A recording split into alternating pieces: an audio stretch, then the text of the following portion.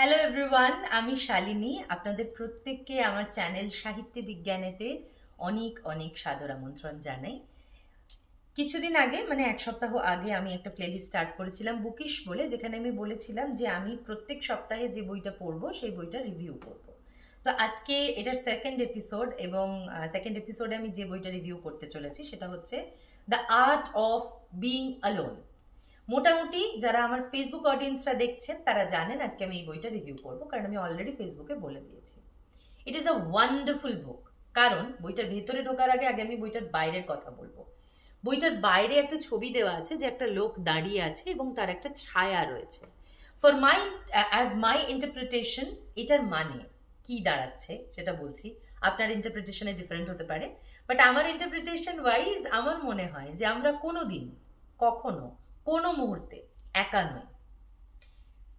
আমি যদি ভাবি যে আমি সব কিছুর থেকে আলাদা হয়ে গেছি, সবাই আমাকে সরিয়ে দিয়েছে, আমি একা হয়ে গেছি, আমার মনে হয় সেটা সব থেকে ভুল ভাবনা, যেটা এই ছবিটা রিপ্রেজেন্ট করছে। All I have is me. আমি আমার সাথে রয়েছি, কিন্তু আমি যে আমার সাথে রয়েছি for some reason, for some point of life, আমরা সেটা ভুলে যাই। কিভাবে এটাকে রিভাইভ করব, কেন ভুলে যাচ্ছি, এইগুলো নিয়েই বইটাতে আলোচনা হয়েছে। তো আমি সোজা চলে যাব। রাইটারের নাম রেণুকা গভরানি। হয়তো অনেকেই ইনস্টাগ্রামে ফলো করেন, হয়তো অনেকেই এই বইটা পড়েছেন, কারণ এটা ন্যাশনাল বেস্ট সেলার বলে মানে বলা হয়েছে আর কি, ন্যাশনাল বেস্ট সেলার। আমি আমার পছন্দের কিছু কিছু অংশ শুরুতে শুরুতে একটু করে পড়বো, পড়ে বলবো যে এখান থেকে আমি কি শিখেছি বা আমি কি বলতে চাইছি আপনাদেরকে, কেন এই বইটা পড়া উচিত। ইন্ট্রোডাকশনের প্রথম যেটা লেখা আছে সেটা হচ্ছে ডক্টর বিবেক মূর্তি, former Surgeon General of the United States 2013 to 17, recently wrote, loneliness and weak social connections are associated with a reduction in lifespan similar to that caused by smoking 15 cigarettes a day.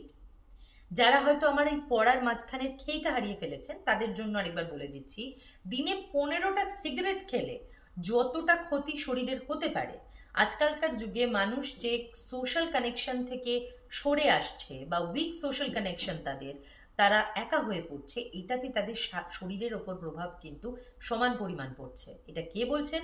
Doctor বিবেক মূর্তি, former surgeon general of United states. এইটা দিয়ে বইটা শুরু হয়েছে। এর পরবর্তী যে প্রশ্নটা করা হয়েছে, বলছে যে আমার বই লেখার মানে যিনি লিখেছেন তিনি বলছেন যে আমার বই লেখার ইচ্ছাটাই এই কারণে হয়েছিল যে কেন এই লোনলিনেস আমাদেরকে এতটা এফেক্ট করছে, লোনলিনেসকে আমরা কিভাবে ইন্টারপ্রেট করছি লাইফে, যার জন্য তারা আমাদেরকে এতটা ফিজিক্যালি অ্যান্ড মেন্টালি এফেক্ট করছে, সেটা নিয়ে পুরো বইটা লেখা হয়েছে। ফার্স্টে উনি রিজনটা বলেছেন যে কেন করছে। খুব সুন্দর একটা কথা উনি শুরুতে বলছেন। উনি বলছেন যে প্রাইমারিলি ছোট থেকে, অনেক ছোট বয়সে, যখন হয়তো আমরা একটা কচি বাচ্চা আছি, দেখবে আপনি যখন কোনো কচি বাচ্চাকে কোলে নিতে যান বা আমি যখন কোনো কচি বাচ্চাকে কোলে নিতে যাই, আমাদের কিন্তু এটা মনে হয় না যে সে কি আমাকে জাজ করবে। আমার এটা কখনো মনে হয়নি যে সে কি আমাকে মোটা বলবে, সে কি আমাকে কালো বলবে, সে কি আমাকে বলবে যে না তুমি তো প্রপারলি ড্রেসড নও। আমার কোনোদিনও মনে হয়নি। আই জাস্ট মেক ফেসেস, এবং we all just make faces to make them love, তাই না? আমাদের শুধু ওইটুকুই দরকার পড়ে, সেটাতে আমরা একটা অনাবিল আনন্দ অনুভব করি। তার মানে ওই সময় আমরা আমাদের ট্রুয়েস্ট এনার্জিতে থাকি, আমরা আমাদের ট্রুয়েস্ট ফর্মে থাকি, আমরা সেটাকে ডিনাই করি না। কিন্তু যখনই আমরা পরিণত কোনো মানুষের সাথে থাকি, ধরে নেওয়া যাক কোনো বন্ধু বান্ধব বা কোনো অ্যাকোয়াইন্টেন্সেস যারা পরিচিত আমাদের, তাদের কারোর সাথে রয়েছে, তাদের কারোর কোনো একটা জিনিস পছন্দ নয়, ধরো হয়তো বলে এ বাবা তুই এত জোরে মুখে আওয়াজ করলি এখানে, কি রে, বা এ বাবা তুই চুল আঁচড়ে আসিস নি, বা এ বাবা তুই এইটা এখানে এভাবে জোরে গাইছিস পাবলিক প্লেসে, জোরে কথা বলছিস পাবলিক প্লেসে। আই নো অনেকে বলবেন যে এটিকেটের বাইরে, কিন্তু হতে পারে তো সেটা আমার ট্রু সেলফ। কিন্তু ওই মোমেন্টে আমরা কি করছি, আমরা প্রত্যেকে, আমরা প্রচুর মানুষ পৃথিবীতে আছে, আমরা কি করছি না, আমরা এটাকে হাইড করার চেষ্টা করছি। তো ন্যাচারালি আমরা আমাদের ট্রুয়েস্ট ফর্ম থেকে সরে যাচ্ছি এবং আমরা প্রিটেন্ড করা শুরু করছি যে এইভাবে একটু একটু করে হেসে আমাদের আনন্দ হয়, বা একটু একটু করে কথা বলে আমাদের আনন্দ হয়, বা ওই রঙের জামাটা না পরে আমাদের ভালো লাগে, বা এই ধরনের জামা পরে আমার কষ্ট হলেও এটাই নিয়ম বলে আমরা পড়ছি। তো আমরা প্রিটেন্ড করা শুরু করি। For that reason we start losing ourselves. এটা উনি প্রথমে বলছেন। সেকেন্ড একটা খুব সুন্দর লাইন উনি বলছেন it is quite ironic but your biggest enemy and critic is no else but you. আমি একটা খুব ছোট্ট এক্সাম্পল দিয়ে বলছি। আমার কলেজে এক বান্ধবী ছিল যে ভীষণ সুন্দর গান গাইতো, নাম নেব না, ভীষণ সুন্দর গান গাইতো, কিন্তু যখনই কোনো গানের কথা উঠতো, যদি কোনো বন্ধু বান্ধব তাকে বলে যে অমুক তুই গানটা গা না, তুই তুই একটু গা, তুই একটু গা, সে বলতো হ্যাঁ না না না না আমি না আমি না আমি না। কেন? কারণ তার মাথায় চলতো যদি আমি গান গাই তাহলে যদি কিছু ভুল হয় বা যদি এর থেকে সুমধুর শুনতে না লাগে, সাপোজ সামনে আরেকজন কেউ গাইছে, সুমধুর শুনতে না লাগে, তাহলে মেবি সবাই আমাকে জাজ করবে। So I start pretending that I am not good at my art or my craft. ঠিক আছে, এবার আমার নেক্সট পার্টে যাচ্ছি, যেখানে কিনা লোনলিনেসটাকে খুব সুন্দর করে কি করে সেলফ লাভে কনভার্ট করছে সেটা দেখানোর জায়গা। আমি যেরকম বললাম যে শুরুতে যে কিছু কিছু জিনিস আমি পড়ে শোনাবো এই বইটা থেকে, সেই জন্য একটুখানি খুঁজে নিই।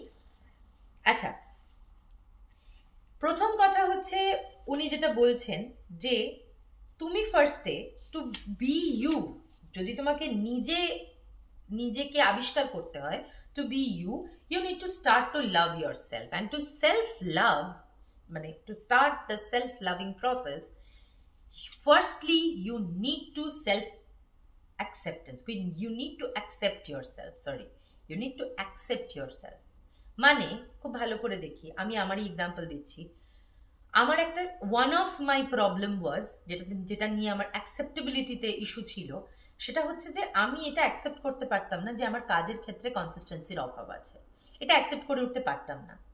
অ্যান্ড ফর দ্যাট রিজন আমি বিভিন্ন রকমের কমেন্ট শুনেছি এবং সেটাতে আমি রিয়্যাক্ট করেছি যে কেন লোকে আমাকে এভাবে বলছে, কেন এটা বলছে, আমারও এই সিচুয়েশন আছে, আমারও এই সিচুয়েশন আছে। কিন্তু আমি কিন্তু মনে মনে জানতাম যে কোথাও আমার কনসিস্টেন্সির অভাব হচ্ছে বলেই আমি ডিজায়ার্ড গোলে ডিজায়ার্ড টাইমে পৌঁছতে পারছি না, এখনো পারিনি।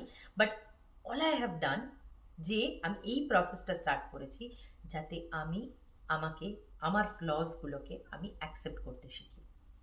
The moment I have accepted the fact যে হ্যাঁ আমার সমস্যা আছে কনসিস্টেন্সি নিয়ে, I started to solve that problem.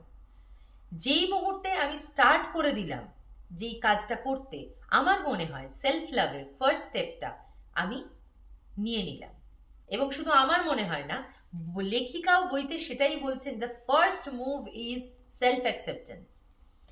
Next উনি কি বলছেন, অ্যাকচুয়ালি সত্যি কথা বলতে এই বইটার আরো একটা শুরুর দিকে লেখা আছে যে তুমি কি এমন কারোর সাথে থাকতে চাও, তুমি কি এমন কারোর সাথে কথা বলতে চাও, সময় কাটাতে চাও, যে যার সাথে যে নিজেই জানে না যে আমি কি চাই, যে নিজেই জানে না আমার ইচ্ছেগুলো কি বা কেন আমি আমার সাথে থাকতে পছন্দ করছি না।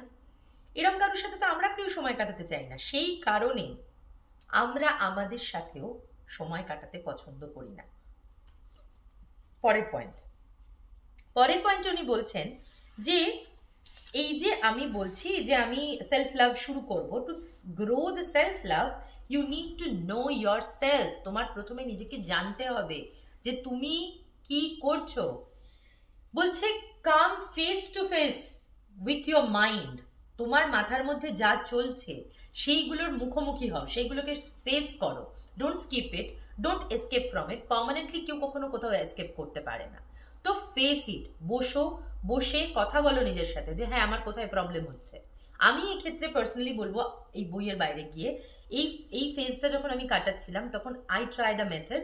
আমার মাথার মধ্যে যা চলতো, যখন মাথাটা মনে হতো চিন্তায় ভেঙে পড়ে যাবে এবং আননেসেসারি থটসে, যদি এটা হয়, যদি ওটা হয়, যদি সেটা হয়, আমি কি করতাম, আমি একটা পেন পেপার নিয়ে সেগুলো লিখে ফেলতাম আনফিল্টার্ড ওয়েতে। মানে যদি আমার এটা কাউকে মনে হয় যে আমার এই মুহূর্তে মাথায় মনে হয়েছে যে ও অমুক, ও তুসুক, মানে আমি বলছি না কোনো খারাপ কথা, যদি সেটাও মনে হয়, যদি এরকম হয়নি বাট যদি কারোর মনে হয়, যদি তখন সেই মুহূর্তে সেটা আনফিল্টার্ড ওয়েতে লিখে দেওয়া যায়, বিশ্বাস করবেন কিনা জানি না, তবে আমি এটা ফিল করেছি, মনে হয় যেন পুরো মাথাটা খুলে আমি কাগজে রেখে দিলাম, মানে এতটাই লাইট ফিল হয়। আমি তো এইভাবে ফেস টু ফেস হই আমার মাইন্ডের সাথে। এখানে একটা খুব সুন্দর কথা বলছে, and if there is nothing sorry if there is anything that I realized with this regular meeting with my mind, it's that your mind is not stupid, nor is it your enemy. You cannot stand being with yourself because there is so much buried inside you, things that you don't want to admit. যেটা আমি আগে বললাম, যেরকম প্রচুর জিনিস ভেতরে গাঁথা রয়েছে যে আমি জানি এইগুলোই আমার মধ্যে রয়েছে, কিন্তু still I am not ready to admit. I am not ready.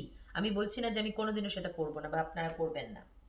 Next খুব সুন্দর একটা কথা হচ্ছে, the reason most people find it so difficult to sit with themselves or read their thoughts is that there is too much untapped and unnoticed. মানে এটা খুব সত্যি কথা, আমরা অনেক সময় ভিকটিম কার্ড খেলে ফেলি, কারণ আমরা অনেক ইমোশন বা অনেক অ্যাকশন, আমাদের যে অ্যাকশনগুলোকে আমরা ছুঁয়েই দেখিনি, যেখানে আমাদের কিছু করণীয় বা বদলানোর কিছু ছিল কিনা।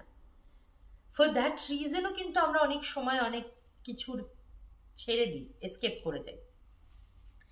নেক্সট খুব সুন্দর একটা কথা এখানে বলছে so yes there is a lot inside you, but it is all a part of you, so there is no permanent escape, যেটা একটু আগে বললাম। You have to face it all, one day at a time, one thought at a time, one regret, one guilt, one bad decision at a time. And I promise, once you face it all, once you uncover all the layers of your past, once you acknowledge everything that your mind was threatening you against, you will feel free, like you can take a breath without any fear. Without any fear. No one can judge you after that. Nobody can tell এটা করা উচিত, ওটা করা উচিত নয়, তুই কেন এটা করলি, তুই কেন ওটা করবি না, এটা বলতে পারবে না। You are so confident, you feel so confident after a confession to your self, যে হ্যাঁ এটা হয়ে গেছে, I admitted, now I am ready to learn. এই রেডি টু লার্ন ফেজে খুব সুন্দর একটা কথা বলছে এই যে আরো অনেকগুলো পার্ট আছে, সব তো আমি বলে দেবো না এখানে, কিন্তু এখানে একটা খুব সুন্দর অধ্যায় আছে, বলছে যে turn your loneliness into your growth period. মানে আমি একটা কথা বলি যে আমি তো ওয়ার্কিং লেডি ছিলাম ফর আ লং টাইম, কিন্তু সত্যি কথা বলতে বাবা চলে যাওয়ার পর ফর লং টাইম আমার বাবা এবং মা একসাথে অসুস্থ হয়। তো মায়ের টেক কেয়ার করার জন্য বাড়িতে আমি ছাড়া কেউ ছিল, বাবা ছিল প্রথমে, বাবা চলে যাওয়ার পর আমি ছাড়া কেউ ছিলাম না। তো for that reason I stopped working, এবং আমি একটা ওয়ার্কিং ওমেনের বাড়িতে বসে যাওয়া, একটা ওয়ার্কিং পার্সনের বাড়িতে ফর লং টাইম বসে যাওয়াটা একটা ভীষণ মেন্টালি এফেক্ট করে মানুষটাকে। তো সেই ক্ষেত্রে আমার একটা ভীষণ খারাপ সময় গেছে যে আমি কাজ করছি না, আমি একা রয়েছি, আমি একাকিত্বে ভুগেছি ওই সময়টা। এবং তারপর বিয়ে হয়ে যাওয়ার পর খুব কম সময়ের মধ্যে আমি এদেশে চলে আসি, এবং এদেশেও এসে আমি প্রথমে ফার্স্ট কিছু 2-3 দিন আমি খুব কষ্টে ভুগেছি, যে আমি নিজে বসে কাঁদতাম, কারণ আমার হাজব্যান্ডকে অফিসে বেরোতেই হবে, কারণ এটা রুল। আমিও যখন চাকরি জয়েন করে যাব, যদি যাই আর কি, বা যদি কখনো যাওয়ার কথা ভাবতাম, আমাকেও বেরিয়ে যেতে হতো, সে আমার হাজব্যান্ড যদি বাড়িতে থাকতো বা বাড়ির লোক যদি বাড়িতে থাকতো তা সত্ত্বেও। তো আমি একা I was feeling like how will I survive here. কোনো লোককে চিনি না, নিজের দেশ নয়, নিজের পাড়া নয়, ঘরটা নতুন, মানে ঘরের পরিবেশ নতুন, সব কিছু নতুন, আমি কি করে সার্ভাইভ করব। এবার এই লোনলিনেসটাকে I decided to convert in a growth period. So I started my channel, I started reading, I started writing, which is a very good news, I guess. আমি খুব লিখতে পছন্দ করতাম, তো আমি লেখা শুরু করেছি, এবং I started some good habits, যেটা হয়তো আমাকে আরো গ্রো করতে হেল্প করবে। তো এটা তো আমি আমার কথা বললাম, বইয়ে নিজের মতো করে লেখিকা লিখেছেন যে কি করে তুমি তোমার লোনলিনেসটাকে গ্রোথ পিরিয়ডে টার্ন করবে। এবং আর একটা ছোট্ট জিনিস বলবো, build a dream life plan, যে কোন জীবনটা তুমি চাও। অ্যাকচুয়ালি বইয়ের বাইরে বেরিয়ে যদি আমি বলি, তাহলে খুব সত্যি কথা, এই ক্যাপশনটা বই থেকে নেওয়া হলেও খুবই সত্যি এই কথাটা, যে যদি আমরা ভেবে দেখি একটু মাথাটাকে শান্ত করার জন্য প্রত্যেকের লাইফে কিন্তু একটু একাকিত্বের দরকার আছে, একটু এলোন টাইমের দরকার আছে, এবং তখনই বোধহয় আমরা কমপ্লিটলি আমাদের উপর ফোকাস করতে পারি সব থেকে বেশি পরিমাণ, এবং তখনই বোধহয় আমাদের যে নিজস্ব ড্রিম লাইফ সেইটা নিয়ে আমরা ভাবার সময় পাই। তো it is a must read বুক। আরও অনেক চ্যাপ্টার আছে, আমি তো সব চ্যাপ্টার বলে দেবো না রিভিউতে। খুব ন্যাচারালি এই বইটা আমার অসাধারণ লেগেছে, কারণ এর ফার্স্ট যেটা কারণে আমার অসাধারণ লেগেছে, লেখিকা খুব সিম্পল ল্যাঙ্গুয়েজে কথাগুলো লিখেছে এবং এমন কিছু ফ্যাক্টরকে ডেসক্রাইব করেছে যে জিনিসপত্রগুলো কিন্তু আমাদের সবার জীবনে ইমিডিয়েট স্টেটে ঘটছে। তো অবশ্যই পড়ো বইটা। Thank you so much, thank you so much for watching this video. And আমি বলবো যে পরের রবিবার আরেকটা বই নিয়ে আমি চলে আসবো। আর কেমন লাগলো বইয়ের মানে রিভিউটা, কতটা হেল্পফুল কতটা নয় সেটা অবশ্যই জানাবেন। সাবস্ক্রাইব করবেন আমার চ্যানেলটা। আমার চ্যানেলের নাম সাহিত্যে বিজ্ঞানে, উইচ ইজ SAHITTYE, সাহিত্যে বিজ্ঞানে, BIGGYANE, বিজ্ঞানে। চ্যানেলের নাম স্পেলিং নিয়ে কিছু অসুবিধা হয় হয়তো অনেক অনেক সময় আর কি চ্যানেলটা খুঁজে পেতে। তো এটাই বলবো, please do subscribe my channel যদি ভালো লেগে থাকে, আর রিভিউটা যদি ভালো লেগে থাকে, চ্যানেলের আদার কাজগুলো যদি ভালো লেগে থাকে, তাহলে সেটাকে শেয়ার করবেন। ধন্যবাদ।